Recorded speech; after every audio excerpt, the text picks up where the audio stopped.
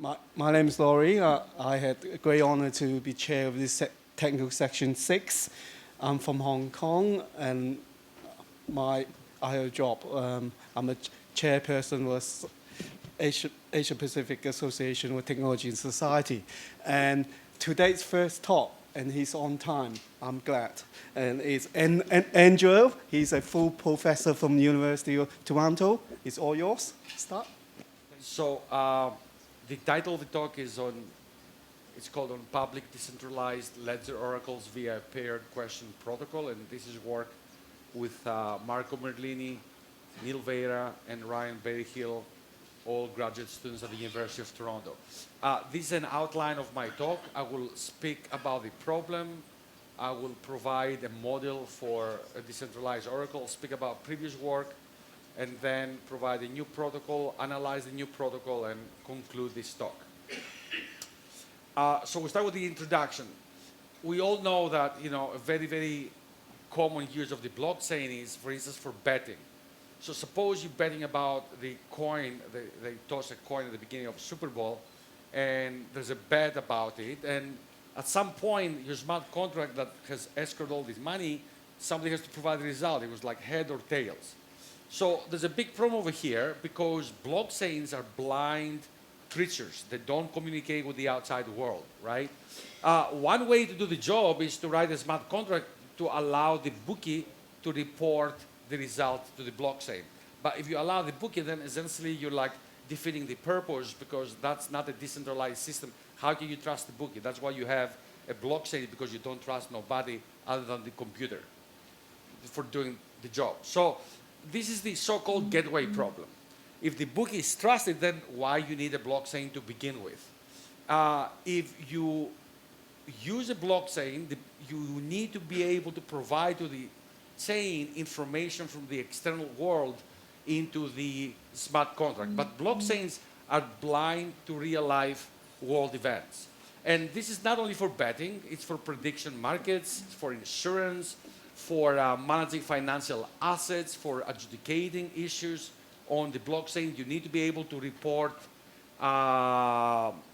external events onto the smart contract that runs on the chain. So the solution is to create a decentralized oracle.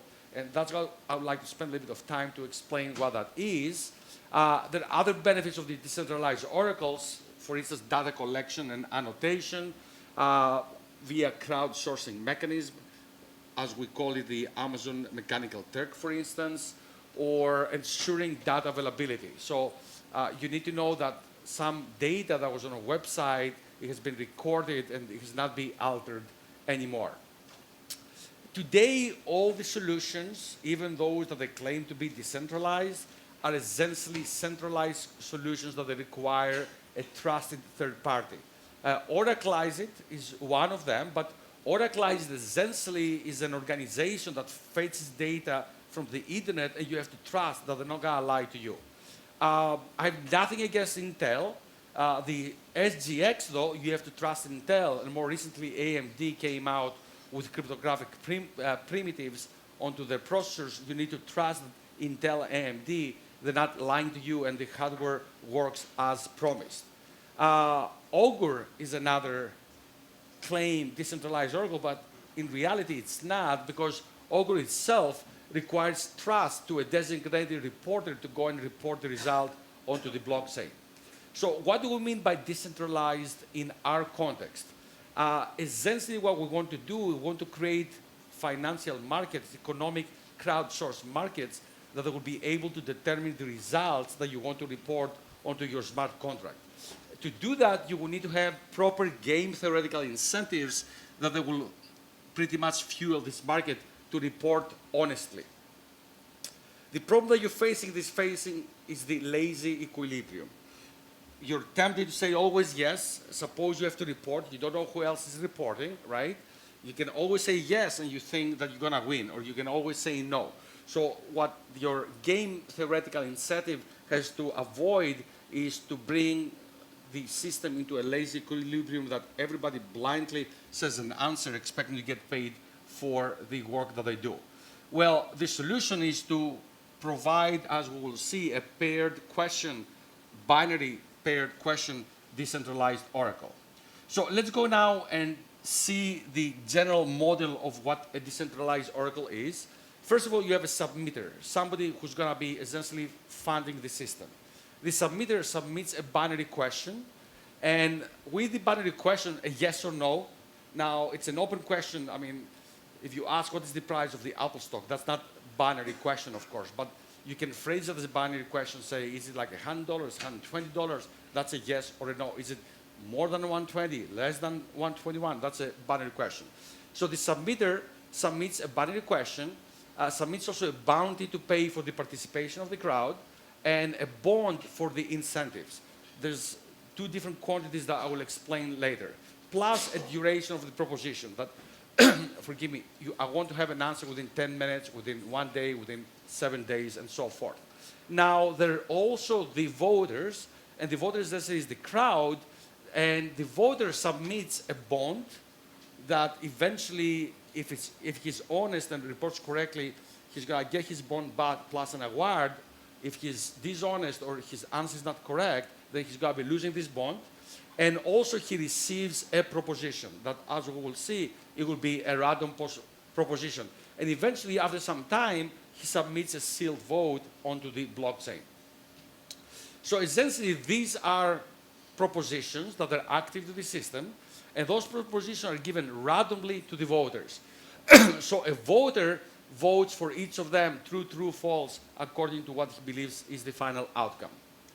Now, I would like to speak a little bit some mathematics and some notation, and also frame the problem the way that we view it.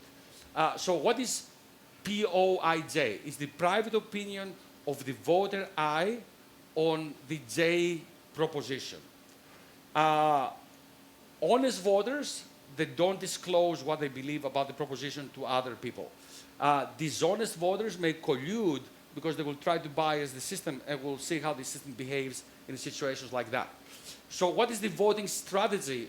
The voting strategy is sigma ij, or the voting strategy of the I voter on the J proposition is what the voter gives for that proposition. So I can be dishonest, I believe it's true, but for some reason I'm incentivized to be dishonest and provide a false answer to the proposition.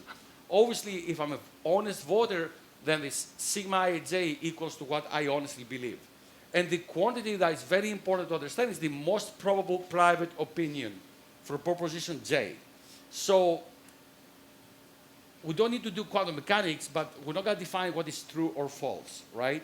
Let me put it that way. If like 5 million people in Seoul right now say there's a UFO over Seoul, even if the minority of people, 1 million, they don't see any UFO, that's what they're going to report. That's the reality of things, right? So our aim over here is not to define if a proposition is true or false. The MPPO, what defines is what the majority of people believe for that particular proposition. So it serves as the ground truth or the correct answer within quotes, because it's not our job to define what is correctness for each proposition. So what we want is to create a game theoretical incentive for the decentralized oracle to report the MPPO for the particular proposition. Some more definitions. What's CI? It is the voter's perceived probability to agree with the MPPO. So I'm a voter, there's a proposition, so CI denotes that 70% I have to say true, because most people, they will say also that it's true. And what is the quantity C is that if you select a voter randomly, he will be reporting the eventual MPPO for the particular proposition. If C is equal to 1, that means that everybody agrees. If C is equal to half, that means there's essentially no consensus about the proposition. Half the people say true, the other half say false. And if everyone is honest, and we will analyze the situation that they're not, then the value of C obviously is between half and 1. So let's go and see some previous work. And we start with Astria that we presented to the International Conference on Blockchain last year. last summer. It was the first decentralized oracle, and essentially there are two types of people, actually three types. So it is the submitter that submits the proposition, and then you have the voters and the certifiers.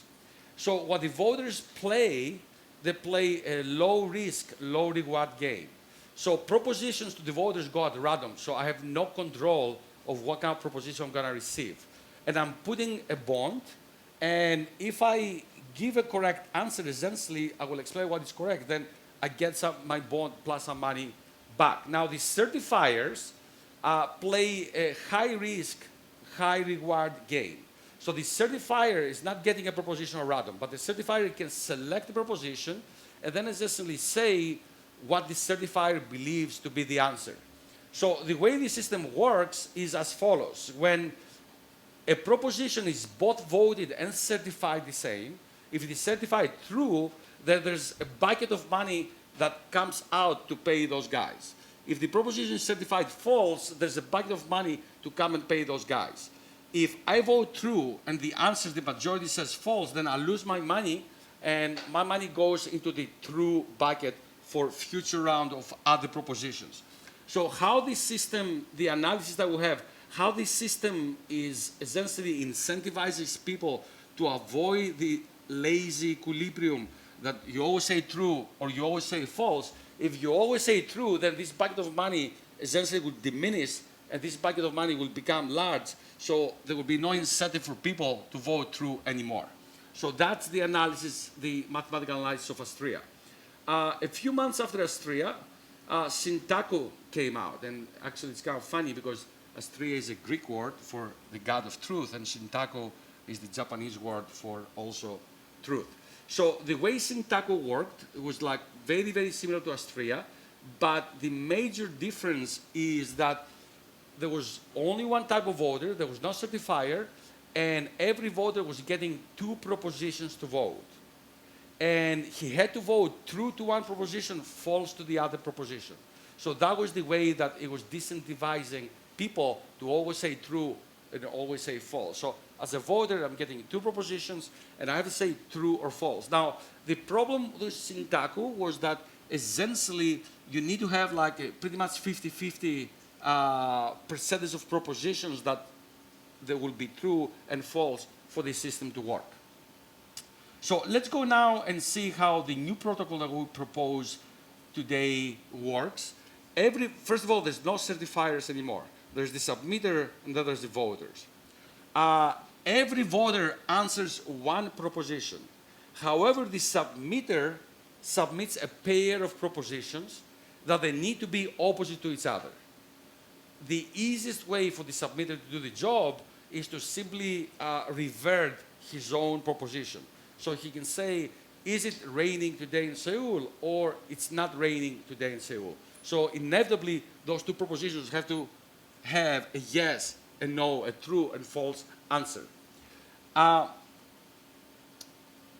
Another way we're thinking to use natural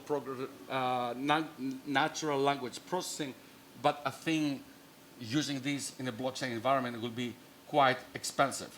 So what is the intuition behind, what is the key idea behind this system is that as a voter, you know that voting, as a voter, if you vote the same way on both P and P prime, then you're not going to get any money at all. So this essentially solves the lazy equilibrium problem.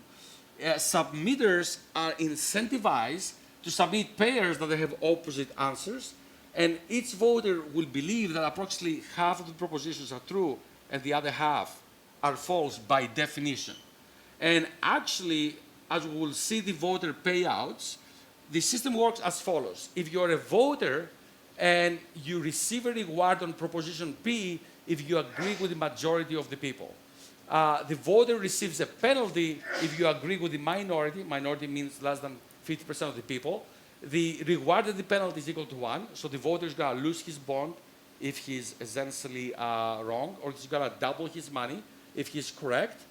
And if the output of P and P prime, so if the voters, that I'm a submitter, I'm submitting two propositions. If the voters determine that those two propositions have the same answer, true or false, then essentially I'm losing my bond and the voters don't lose any money. So essentially, the submitter in that particular case, he's getting penalized. Let's go now see some assumptions as we're moving towards analyzing the system. Let me put them all together.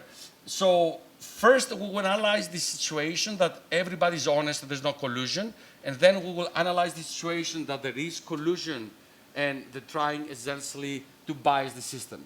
So every voter is able to answer any question. So we're not, the first assumption we don't in particularly bias on propositions. We have at least 10, 20 people, voters, and we'll see that this number is important. You need to have a market for this to be able, if you have 1 or 2 or 3 voters, then essentially the system breaks down. The voter strategy depends only on her private opinion. So essentially we'll analyze the honest situation, and it doesn't depend on the question statement, plus the voter doesn't know what is the P and what is the opposite P that the submitter pretty much submitted. So let's go first of all see the probability of correctness for the oracle. And these are theoretical results, it's not simulation results, it's like they're mathematics to show how they work. So over here, probability of correctness is what the probability that the oracle is going to give an answer which is equal to the MMPO, the MPPO, the most probable private opinion of the voting body. So what we see is that as soon as we go to around 15, 20 voters, then essentially the probability of giving, and this is for the honest situation that there's no collusion between the voters. With like 15 or 20 voters, we're able to create a market that it will converge to the probability which is most common along the voting body. What is the, now if there's a split, remember C is the probability that if you pick somebody at random, he will agree with the MPPO. If people are split about this proposition, then essentially the system is not going to come with a true or false answer. What is the expected payouts? Now we'll consider the case, and we'll consider the case that 3/4 of the people will report the MPPO. Again, we see that, so given that 3/4 of the people agree with the most private opinion, then the payoff for the people improves as we go to around 20 voters.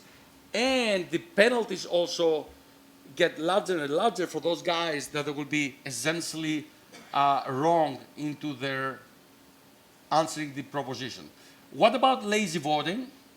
Well, if there's lazy voting, there will be no penalties and no rewards, and also the expected payoff. So there will be 0. So therefore, your best strategy as a voter is to vote honestly and not collude. We prove that honest voting is a nice equilibrium, and essentially, suppose you pick one person, one voter, that he wants to collude, and everybody's honest. So if you're honest, then your expected CI, your expected probability will improve, and your payout will improve if you try to be honest and report what you believe is the correct answer. If you're lying, then essentially your CI will disagree with the most public opinion, and therefore you gotta be penalized. If you always vote yes or false, then essentially your CI will be 0.5, and you're not gonna be getting any money, and you gotta be losing, essentially, you have a high probability of losing your bond. I will skip this. Okay, so very quick comparison to the previous models. When compared to Astrea, we have a way more thorough analysis than what Astrea, which is way more complicated. Compared to Syntaku, essentially Syntaku penalizes very highly the wrong voters and essentially scares the people from participating in the system to provide answer when compared to the protocol that we provide today. So what is the resilience to adversaries? Some more notation. Assume that you have N8 honest voters. So your total number of voters is equal to NA, the adversary. And what is adversary? Somebody who's want to collude with other voters to bias the answer of the system. And assume that all the honest voters have exactly CI the same probability of reporting the MPPO. So essentially what this curve shows is that if you have 30 voters and there's 0.9 possibility for the honest voters to agree with the MPPO, then the peak correctness of the system is very, very high, up to the point that you start having pretty much half of the system being essentially colluding to bias the output of the system. But this is like a mining attack. If you have more than 51 miners that they want to report the wrong block, there's not much you can do, so the system at that point collapses. What is the payoffs? Again, we see that as long as the majority of the voters are honest and they're not colluding, the payoff is pretty much close to 1, right? But then once you start having more and more and more voters that are collude, then essentially the system will get biased and the adversaries will be able to get rewards of the system, and at that point the system collapses. So we prove in the paper that as long as your honest voters is more than this quantity over here, then the payouts are pretty good for the honest voters. And what you can do though to prevent this situation is, instead of saying that I want to have 51% to report and that will be the final answer, to increase the quorum. So you say, well, the answer of the system, I need 70% of the voters to vote the same thing.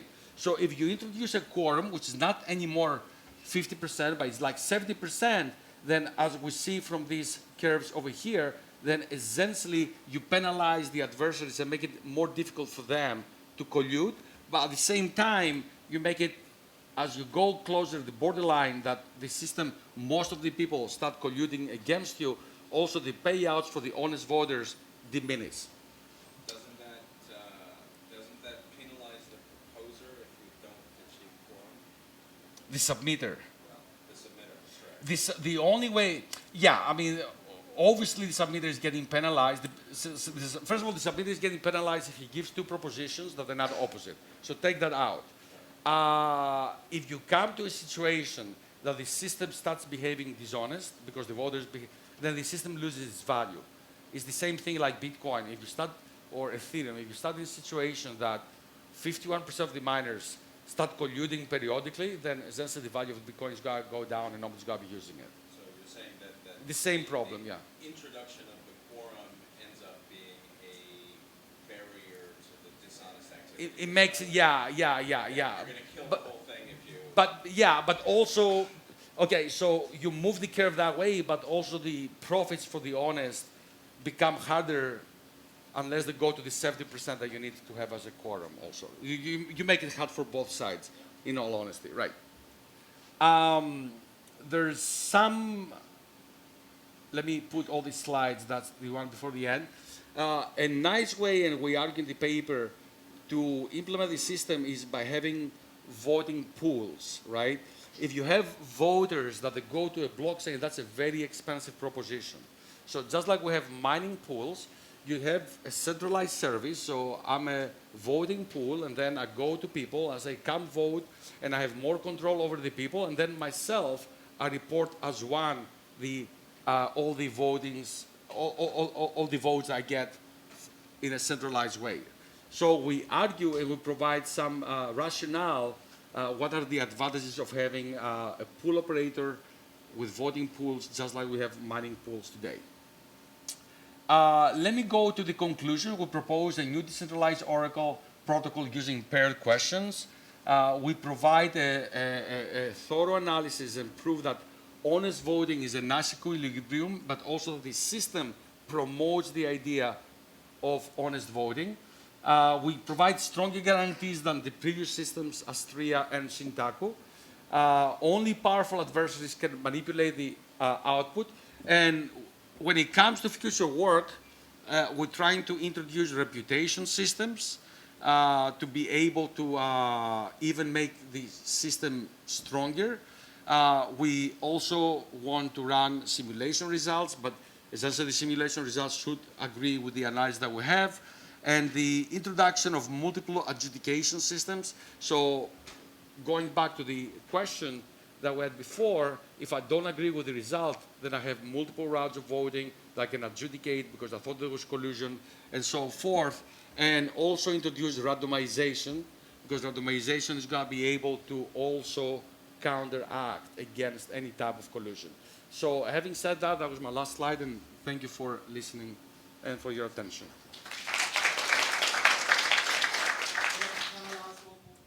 Okay, thank you. So I think it's not a problem only of your approach, but do you consider that identities of the voters are known, and if these voters misbehave because of the incentivization coming outside of your blockchain based on the decisions which are made by your system, there can be some additional incentives, or while the majority may misbehave because the decision that you produce may influence some other monetary flow, and they can be bribed from this. But as I told, this is not only a problem of yours, but also to others. So I was thinking that whether there is also some kind of stake in the form of the privacy information revealed about the identities of the voters. And if they misbehave, we know that these voters misbehave, so in the future they will be unable to collaborate or participate. This is the introduction of reputation system. It goes, so essentially, we want to move towards a system exactly what you say, that first of all, we start with the assumption that if the system starts misbehaving, then it's going to lose its value, so nobody's going to use it. Just like Bitcoin, Ethereum, or anything else. But we want to have also a situation that we want to introduce reputation, so if as a voter have been successful for a long time, then my reputation goes up, and essentially I'll be able to bias the system not only with my vote, but with my reputation. And today, reputation, one of the big questions over there is like, but me, I can go and sell my reputation to somebody who's a bad guy. But this happens all the time, right? When there's an acquisition of a company, you're not buying only the product, you're buying the reputation of the product. And now me, that I'm buying the new products, the new company, I can waste the reputation by not producing the same quality of product that the previous company was doing. So Okay, that's okay. what we're trying as the next stages of this But do you see that misbehaving majority looks like successfully voting, right, in your reputation system? So I'm just trying to suggest that the identities should be revealed, like their names or some personal information, in order to invalidate them in the case they really misbehave and they produce the invalid output. Right? To penalize. No, this is some kind of soft, let's say soft penalization, because the identities are known, and it's known that they colluded and make the wrong decision, which is considered successful in your reputation system. You know. Yeah, but in that case, you assume that everybody will have an identity that it will be somehow known to me and I can use it for the future. Yes, that's my question. Yeah, the reputation will be associated to some sort of identity. Of course. Okay. Yeah. Okay, thank you. Thank you. Thank you again. Next paper presented is actually a person stepping in from the actual author. The paper title is Decentralized Logic Based on Access Control for Enterprise Applications. Good afternoon. Nelson Bore. This is not my paper, but the authors, we've worked with them before. They were not able to travel due to unavoidable circumstance, and so they asked me just to stand in for them. So I'm here on their behalf to just share on the presentation they were planning to come and present. And the title of their paper is Decentralized Ledger-Based Access Control for Enterprise Applications by Conduent Technologies Innovations in the US. So the agenda of their paper is talk about the background and motivation, and then the design approaches they followed to come up with a decentralized ledger-based access control, and some of the security enhancements and conclusions, so it's going to be a short one. On their background and motivation, they're looking into the fact that permission blockchain is really gaining more attention in enterprise environment. And we've talked about some of these examples before, supply chain, payment, and other industries as well. Most of these solutions that we've talked about really focus on data file operations, and they're desirable then to have like an access control mechanism. Really, in this case, they're looking at the 3 factors that's fully compatible with a blockchain environment, that is general enough to support various applications. In this case, if there is need of an access control and they're currently using blockchain, so what are the possibilities of also using blockchain to provide the functionality of access control in addition to the other functionalities that we've talked about for blockchain. So also it should be integratable with any other storage systems, just because some of the files might not be allowed to be stored on the ledger really. Their motivation is the fact that currently blockchain provides limited data protection, in the sense that it's only applied to on-chain. So what if a file is off-chain? Can we leverage also on blockchain to provide a secure mechanisms for the file off-chain? And also any basic, we know the current access control functions for some of the blockchain solutions, like Hyperledger has both channels and collection features for peer-to-peer communication. So that's it's separate from other applications. Coda, they reference Coda in their paper, which allows for a subset of organizations really to maintain just a sub-ledger to store information they do not want to disclose to others. So all these causes limitations, and then their justification then to say that it demands that we can have an access control that leverages on blockchain, at the same time providing other functionalities. Excuse me. Moving forward, the basic ideas of their solution, one is the secret sharing, where they decompose a piece of secret information into multiple pieces. Then each participant then holds one split of the secret, and a set of participants collaborate to recover the original secret. That's the first building block of the idea. The second is they have also one-time key derivation, whereby given a public private key pair, any third party can derive a new one-time key pair. And so in this case, only one with access to a private key can calculate the new version of the private key. Looking into the third, they have 3 building blocks. That's the second one-time key derivation. They have also the secret sharing. And then the third one as well is the ring signature, where a signer can select a group of public keys to sign a message, and if he or she knows the corresponding private key. So a verifier then can move forward and verify a signature and be convinced that the signer belongs to a group of the first public keys that signed the secret information.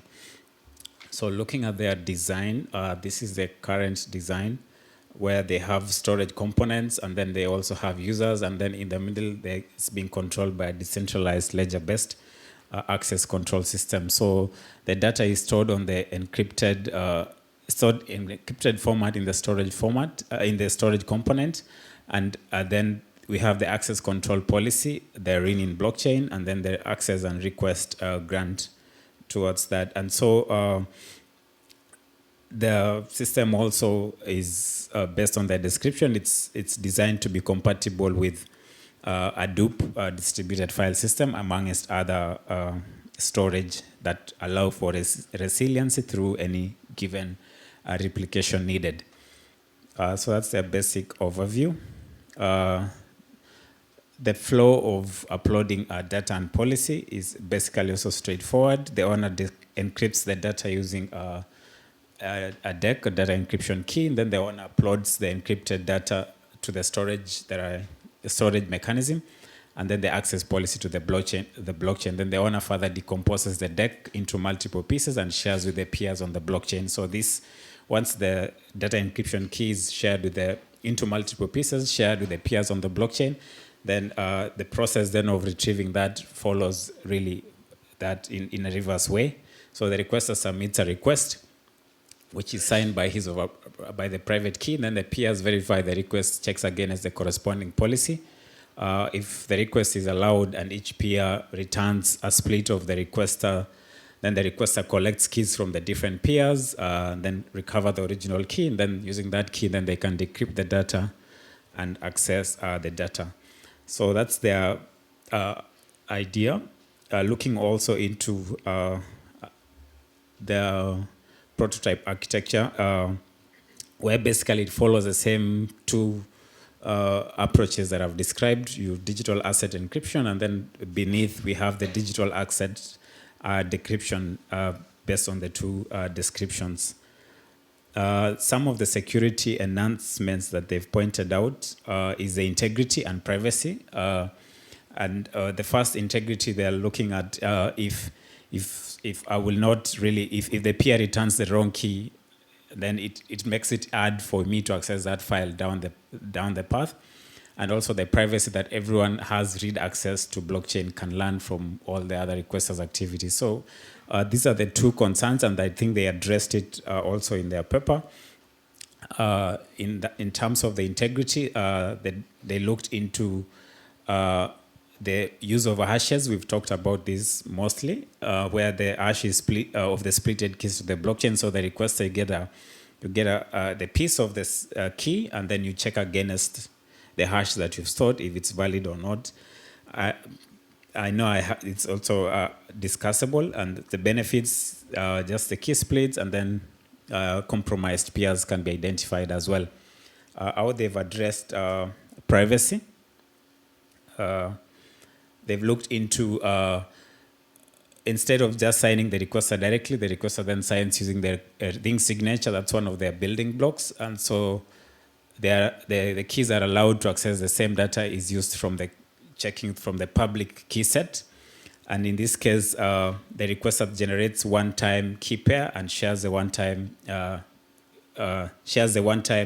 public key with all the peers. Then peers on the blockchain then can verify the validity of that request. So that's their approach. And in conclusion, they pointed out that it's a flexible access control, that it's fully compatible with the enterprise blockchain environment. Also, the security measures they looked into, maybe they are planning to extend it further to others. And then they've prototyped using Hyperledger Fabric. So that's all they had to share. And any questions that I can answer, if not, I can always reach out to them remotely. Are you comfortable to answer the question? Or? I'll try, yeah. Yeah.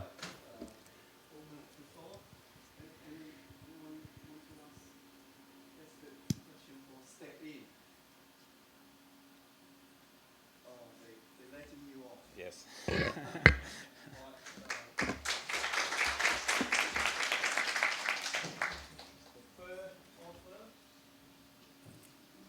Lawrence is from Grant University. Currently, he's a PhD student at Grant University.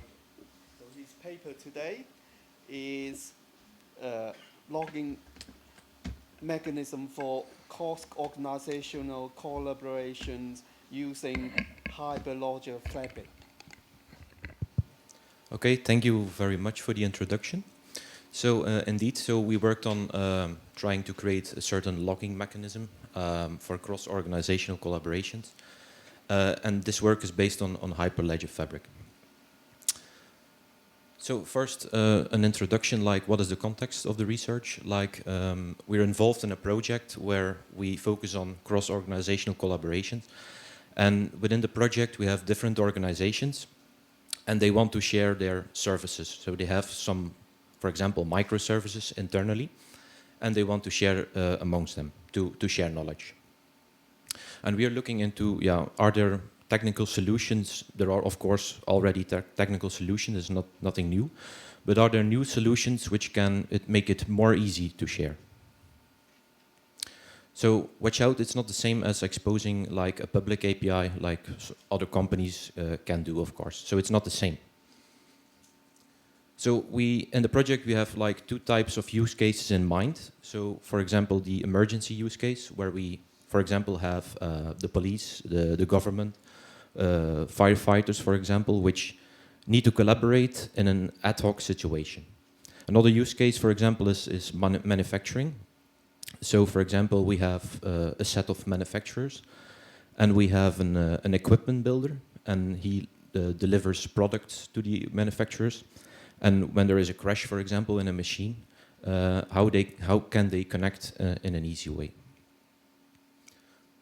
So a possible scenario, like what we're working on, is where you have a control room, where there is an operator, and you have like different other organizations which provide a certain service. So assume you have a service which has a video stream, an organization which has a data store or a private API, and how can they easily share such that a control room operator can use this data? So the goal, of course, what's the goal of this? Yeah, for example, an emergency case to speed up decision making. So that's the goal. But what is a potential problem? So the same situation. So when the collaboration is finished, like no one knows what has happened. So it's completely unclear who did what, and this is a problem because we're sharing internal data. So there are disputes possible, especially only when there are dishonest organizations. Two examples, like, okay, some company denies to have received a request or a response, or it says it has received a different request or response. Another possibility is the second one, like assume we have break the glass principle, for example, and there are no real access control policies. And some partner is accused of wrongful acts like accessing data which it was not allowed to do. So a possible solution for this is like, okay, assume you have an operator and an organization and they each have a key pair. And the operator signs its requests. The organization responds with a signed response, and both organizations then send like an agreement on, okay, I did receive this request and I did receive this response. So this is the logging mechanism we basically use. It's nothing more or less. And of course, everything is cryptographically signed, so you have authentication and partial data integrity. So yeah, it's partial because you also need to include measurements for suppressing and messages and replay attacks. But that's another case. So are we already done then? The question is, what if an organization loses its logs? So then we have the same problem again, because no one has proof. The organization losing its logs has no proof of what is done. So we would like to have a more like fail-safe approach to convince organizations to share their services.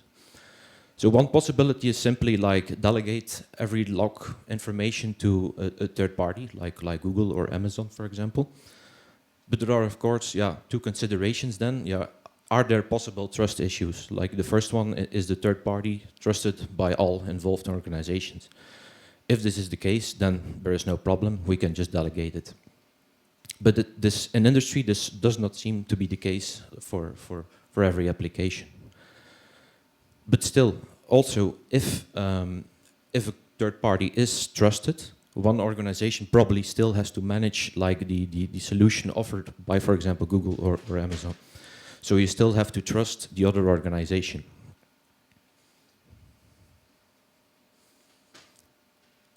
So what we want to use is more like a distributed ledger, so where every organization has like a copy of the data and can check its own copy of the data.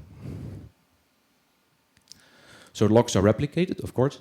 An additional advantage you could have, but it's not very important, but example, when you share services between organizations and there is like a certain process involved, every organization is able to see in which phase of the process you are. But this is like not very important. Some design decisions then. So yeah, probably the same design decisions we heard like different talks. Do we store everything in the ledger? Of course not, because we want to use two channels. For example, assume we want to share a video stream, and when you look up in literature, for example, for an H.264 encoder, you already have like 1,000 kilobits per second. So For a video camera, that adds up to 75 megabytes for one camera, and that needs to be replicated over all the different peers. So of course this is not possible, so we use 2 channels. And we store a fingerprint in the ledger, so this is the same thing we've seen in other talks also. The second thing is, now we have 2 channels, and do we use a synchronous or an asynchronous approach? So do we wait for results to be in the blockchain or in a distributed ledger? Or do we already communicate over the second channel, over channel 2, and then see, okay, what happens on channel 1, it can be delayed, it does not matter. So we use this approach, we use the asynchronous approach, because of course, when you use a blockchain, there is a delay. There's always like a delay. So, so this is like the architecture we used. I'm not going into all details because of the time, but the most important things are shown. So each organization has like a certain client component, which enables to communicate among the different organizations, and they pass all information that needs to be logged to a proxy. What do we store then? Like so we have on channel 2, what do we communicate? So we have a request, and you see we have an identifier and transaction identifiers to know, okay, which transaction will be coupled to this exchange, both for the request and for the response. So this is the communication on channel 2. And then, of course, what is channel 1? That's what needs to be logged. So the same things, and what we see is we store sender, receiver, which HTTP method did we use, which URL, which body, and the transaction IDs that are sent. So more details are available in the paper, but this shows what we store.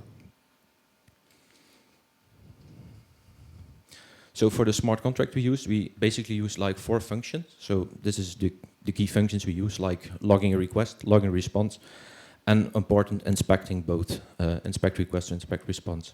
So our smart contract is rather straightforward, but that's not a very, this is like an advantage. Like we heard yesterday, it needs to be simple. So we have a transaction proposal, we execute our smart contract, and then we have a signed transaction. So this is no view of what happens, so I will quickly go over. So the idea is that the organization Y logs a request, and organization X can then inspect it. It waits for the transaction to be committed to its local ledger, and then it can inspect. And that's also what happens for the response. So when is an organization satisfied?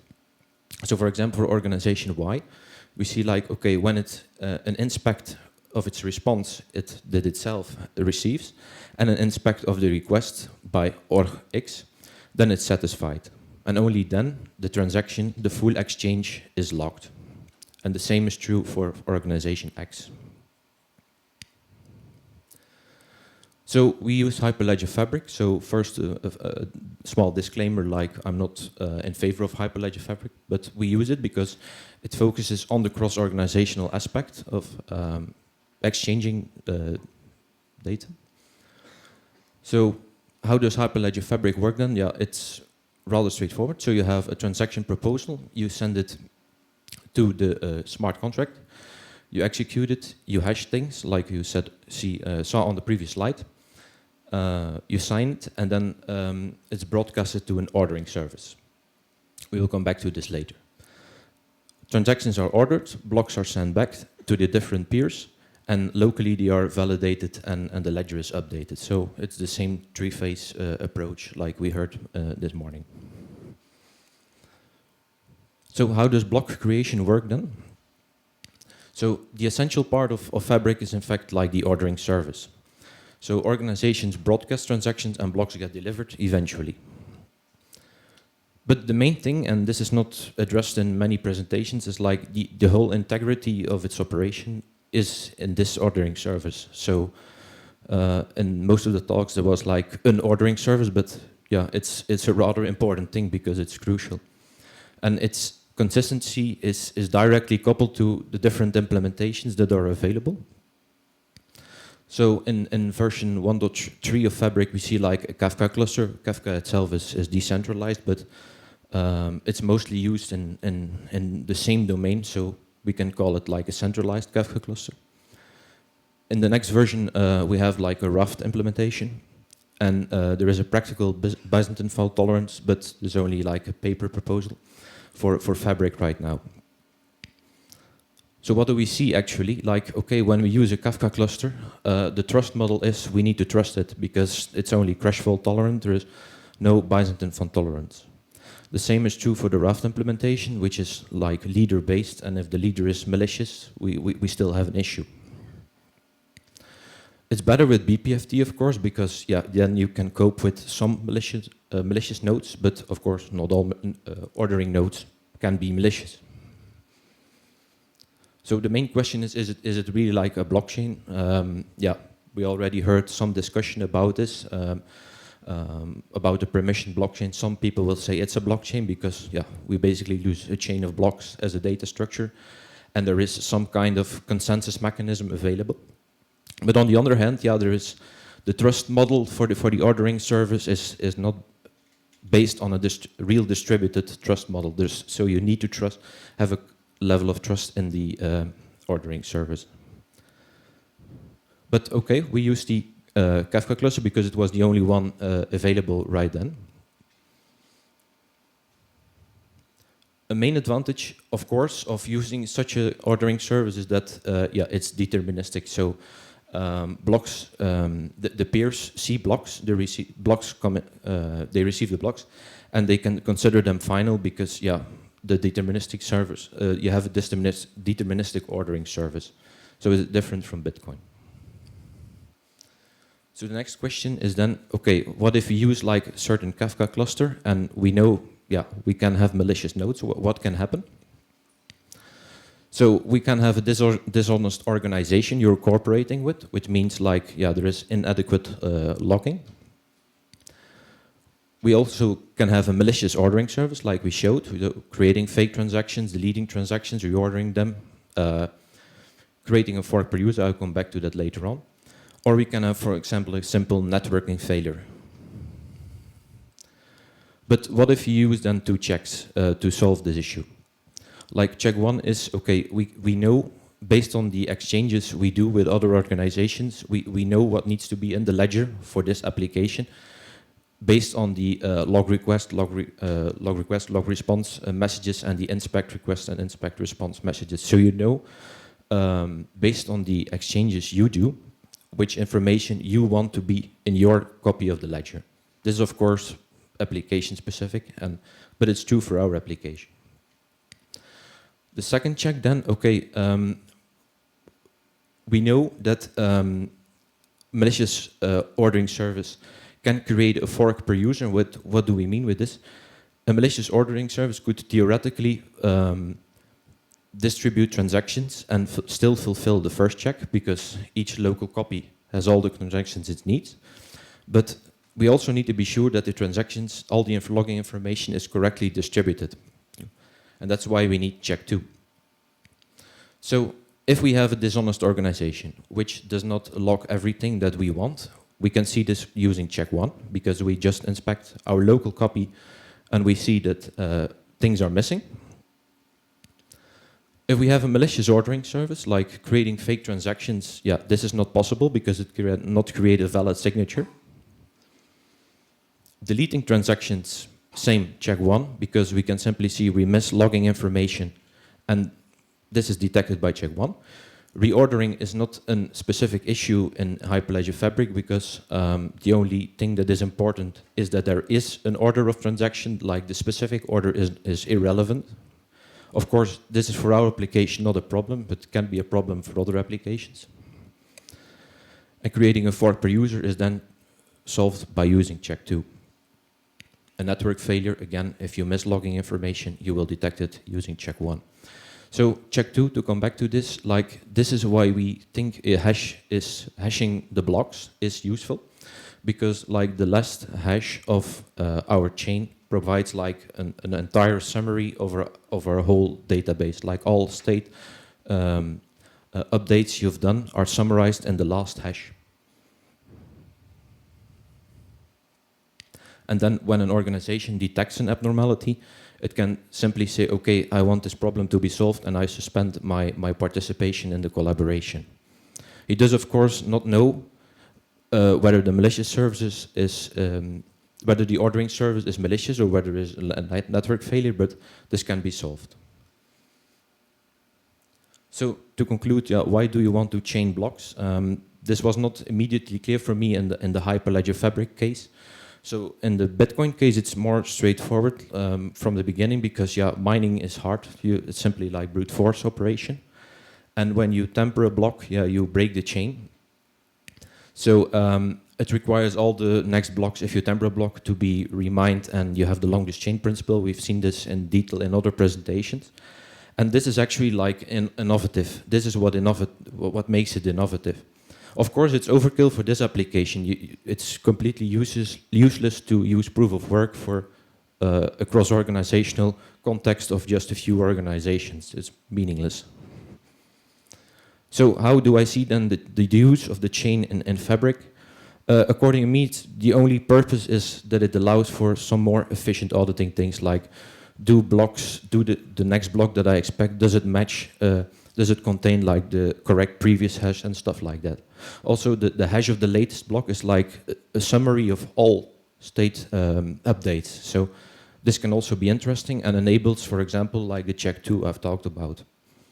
So again, these things are not very innovative according to my point of view, but can still be useful in the use of shared write databases, as they are called, the more traditional databases.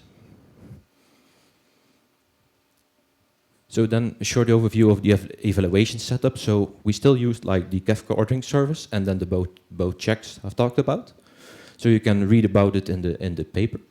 So we have the different organizations, different virtual machines, and then did some evaluation experiments. What do we see? For example, for simply 3 organizations and then 100 data exchanges.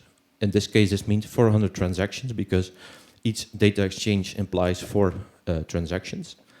And we exchange data at the rate of 20 exchanges per second, each time 1500 bytes. We have a kind of delay, and we have a block creation timeout and a block size as specified. And then we see like, okay, we exchange data like very fast, like there's almost no delay, and then the locking mechanism is always behind, of course, because we use the distributed ledger, but this is not a problem. And then we extended the evaluation to multiple organizations, and we scaled from 3 to 10. And what we see then is like the data exchange happens in almost the same time, and the logging mechanism, of course, takes longer because there is more work to do. We have more exchanges and more transactions that need to be processed. But you see it has no direct implication on the exchange of data, and this is what we want, of course, in a context where we want to exchange data in an ad hoc way, in a fast way. Yeah, some small detail over the transaction size. The transaction size, the average size seems to be like a few KB bytes. So last note on how to deploy this stuff. This is more like future work that needs to be done. We already have work available, so how do you deploy all the different containers in an ad hoc scenario? So we need a more kind of federated platform where we have all the companies together in an must be easy to deploy, but also fast to set up way, and across organizational borders. Also, setting up and tearing down, without leaving changes on the host. So this is future work, and already other researchers of our research group used like Docker and Docker, OpenVPN stuff to create like one big Kubernetes cluster to deploy containers like really fast over organizational borders. So this is future work. So in summary, exchanging data in an ad hoc way requires fast deployment of our software containers, because otherwise it's quite useless to set up.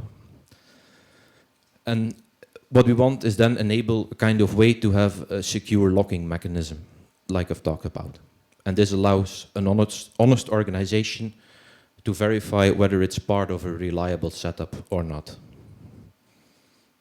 Okay, thank you. So if there are questions.